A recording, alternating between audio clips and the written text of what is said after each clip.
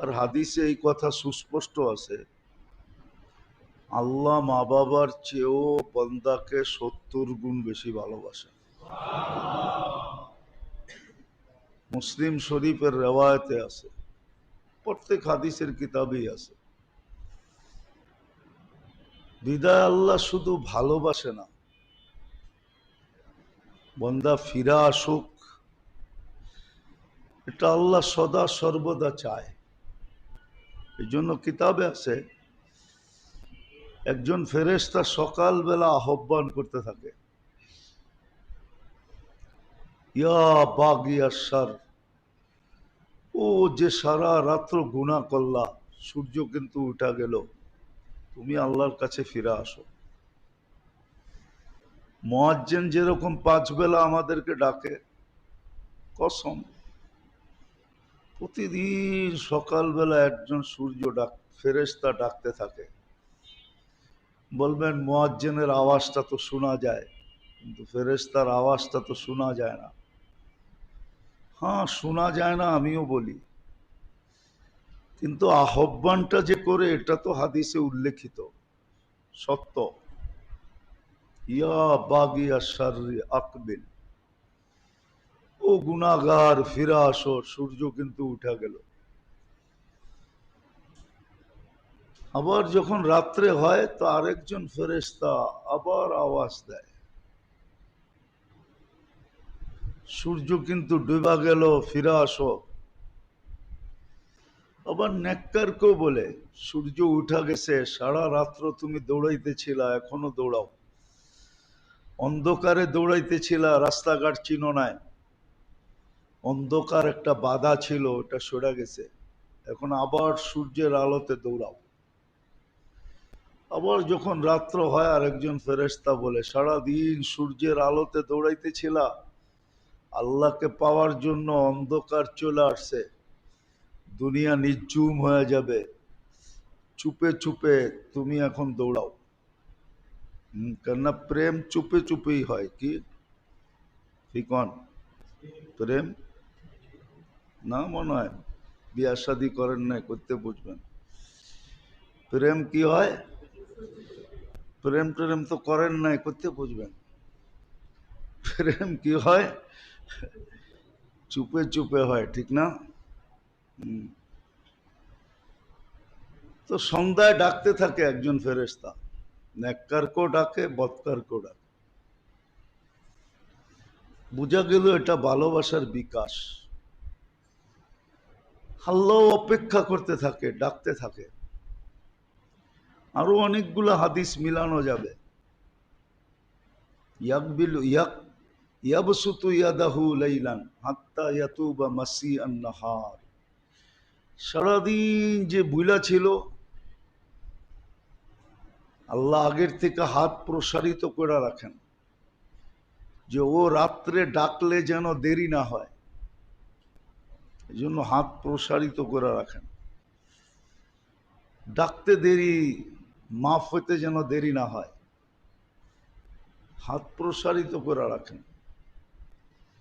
আবার দিনের বেলা প্রসারিত করেন, ইয়াবসুতু ইয়াদাহু নাহারান হাত্তা ইয়াতুবা মাসিআল লাইল। তো ভালোবাসার কারণেই দুটা জিনিস হয়, একটা হলো অপেক্ষা, যে একদিন না একদিন ফিরে আসুক। মা বাবা চায় সন্তান ফিরে আসুক, ভালো হয়ে যাক। আল্লাহও চায় বান্দা ভালো হয়ে যাক।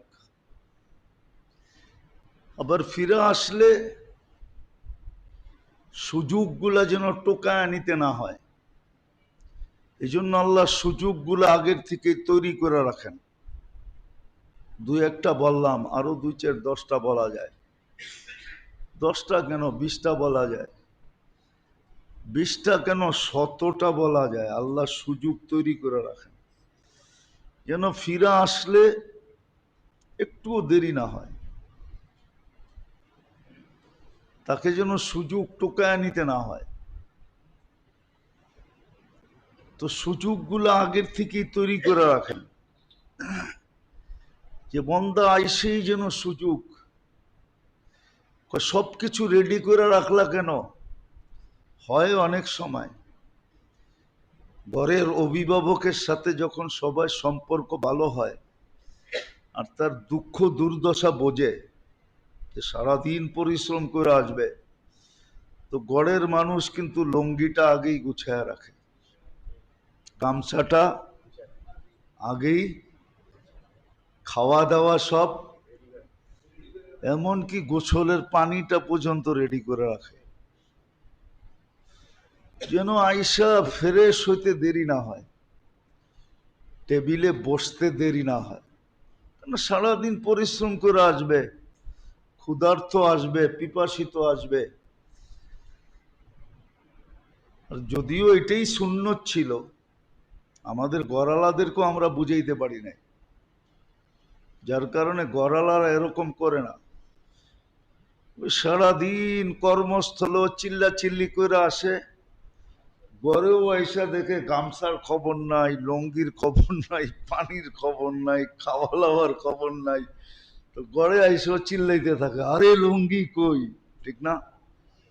কিন্তু এটা হওয়া উচিত ছিল না, এটা সুন্নত না, আল্লাহর রসুলের শিক্ষা না, আল্লাহর বিধান না। এটা ঘরালাদের উচিত ছিল ঘরের পুরুষ আসার আগেই, যাক আবারও বলি, দেখি দিলে লাগে কিনা, আওয়াজ তো বাহিরেও যেতেছে, বাড়িওয়ালাদের দিলে লাগে কিনা। ফাতেমা রাদিয়াল্লাহু তাআলা আনহা দরজায় ট্যাক লাগায় দাঁড়ায়, পিঠ লাগায় দাঁড়ায় থাকতেন। আলী রাদিয়াল্লাহু তাআলা টোকা দিলে দরজায় টোকা লাগতো না, পিঠে যায় লাগতো। তো ফাতেমা রাদিয়াল্লাহু তাআলা আনহা এক টোকায় খুলে দিতেন। আলী রাদিয়াল্লাহু তাআলা জিজ্ঞাসা করছে, ফাতেমা এক টোকায় খোলো কি কইরা? বলছে, আব্বা শিখাইয়া দিছে, তোমাকে যেন বারবার টোকা না দিতে হয়, আমি জানি তুমি কখন আসবে, এই জন্য আগের থেকে দরজায় পিঠ লাগায় দাঁড়ায় থাকি। এটার নাম হলো ইস্তেকবাল। হ্যাঁ,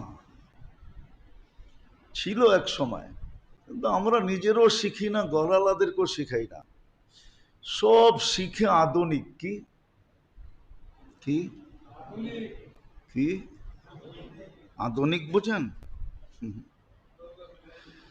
সব আধুনিক শিখতেছে, আধুনিক শিক্ষা এগুলা নাই।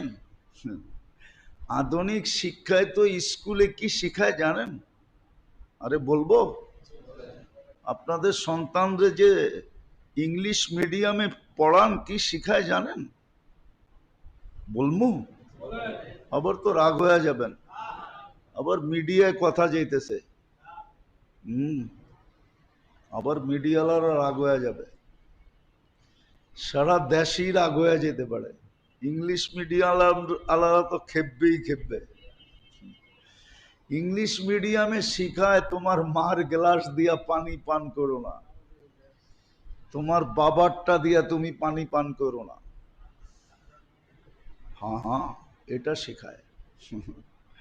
অথচ আল্লাহর রসুল বলছে, আয়েশা স্বামীকে, তোমার মা বাবাকেও শিখাইবা একজনের গ্লাস দিয়া যেন আরেকজনে পানি পান না করে, তাইলে বলে ভাইরাস ঢুকবে, একজনের অসুখ আরেকজনের ভিতরে ঢুকা যাবে।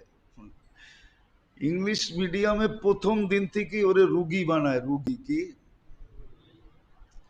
অথচ আল্লাহ রসুল বলতেছে, আয়েশা কোথায় তুমি ঠোঁট লাগায় পানি পান করছো, দেখায় দাও জায়গাটা। আম্মা জান হাইসা দিছে, বলছে দেখাও না, আমি ওইখানে ঠোঁট লাগায় পানি পান করব। হয়তো মোহাব্বত শিখায় দুশ্মনী। অথচ মা বাবার গ্লাস দিয়া সন্তান পানি পান করলে মোহাব্বত পয়দা হইতো, মোহাব্বত। ইংলিশ মিডিয়ামে আধুনিক বানাইতেছে। কি?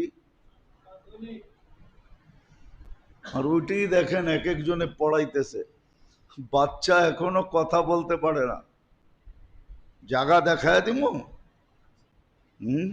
বেশি দূরে যেতে হবে না,